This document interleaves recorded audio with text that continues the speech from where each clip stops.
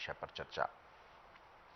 गुरुजी, आज के इस अंक में हम बात करेंगे एक ऐसे विषय के बारे में जो रोग तो नहीं है, किसी आकस्मिक घटना के कारण समस्या उत्पन्न होती है, जिसे विषैलापन कहा जाता है।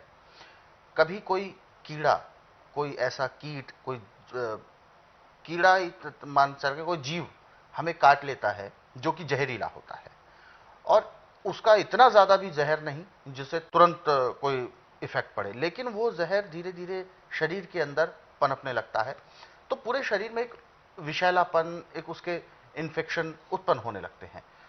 तो ये चीज कब होती है, क्यों होती है, कैसे फैलता है, और इसको पहचाने कैसे कि हमारे शरीर में विषैलापन उत्पन्न हो रहा है? देखिए, जब भी कोई जहरीली चीज काट ले तो शरीर के अंदर एक तो अकड़न हो जाती है। अकड़न शुरू हो जाती है। हाँ, क्योंकि खून के अंदर जब भी जहर मिलता है तो खून की रफ्तार जो है या तो बहुत तेज हो जाती है, कम हो जाती है, और उससे आदमी को बहुत बेचैनी सी होती है, और कई बार तो आदमी को मूर्छा भी आ जाती है, और यदि उसके ऊपर ठीक ढंग से देख रेख न की जाए तो मृत्यु भी हो जाती है।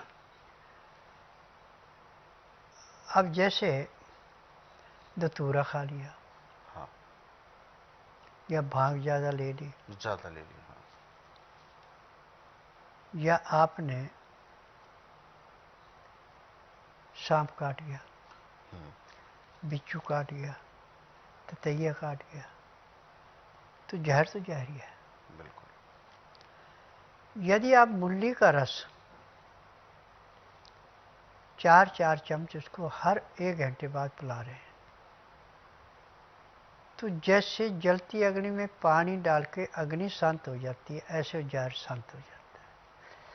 मूली की जो गंध है अंदर, ये हर किस्म के विषाणुओं को नष्ट करने के लिए अग्निबाण है, वो समाप्त हो जाते हैं। अब जैसे मैंने बताया था कि बिच्छू काट गया, तो मूली काट के छोटे छोटे पीस करके उसके ऊपर रखते जाओ जहाँ से बिच्छू ने काटा है,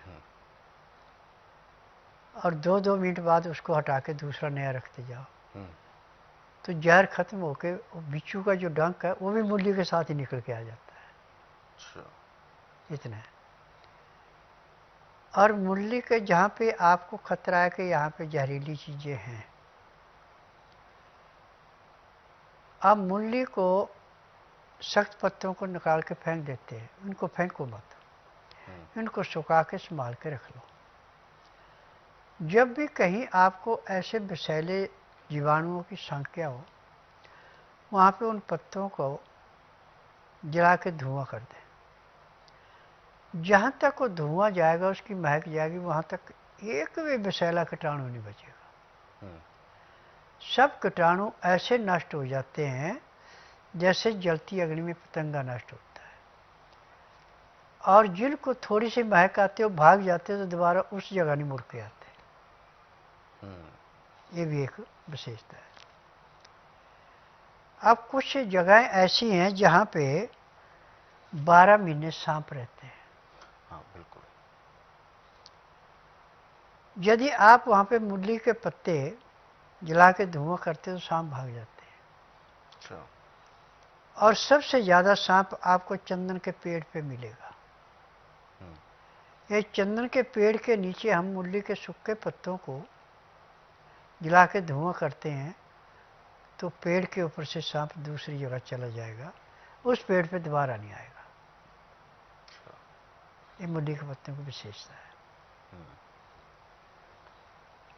और जहाँ भी मूली के पत्ते जलाए जाते हैं, वहाँ का वायुमंडल ऐसे शुद्ध होता है जैसे मैले कुचैले कपड़े को गर्म पानी में सोडा डाल के उसको धो के बिल्कुल साफ कर देते, ऐसे निर्मल हो जाता है। और सबसे बड़ी विशेषता है कि मूली जब आप खा रहे हैं तो आपकी सांस की नाली और फेफड़ों में ऑक्सीजन लेने की शक्ति भी बढ़ जाती है। ये भी मूली की विशेषता है। तो दर्शकों,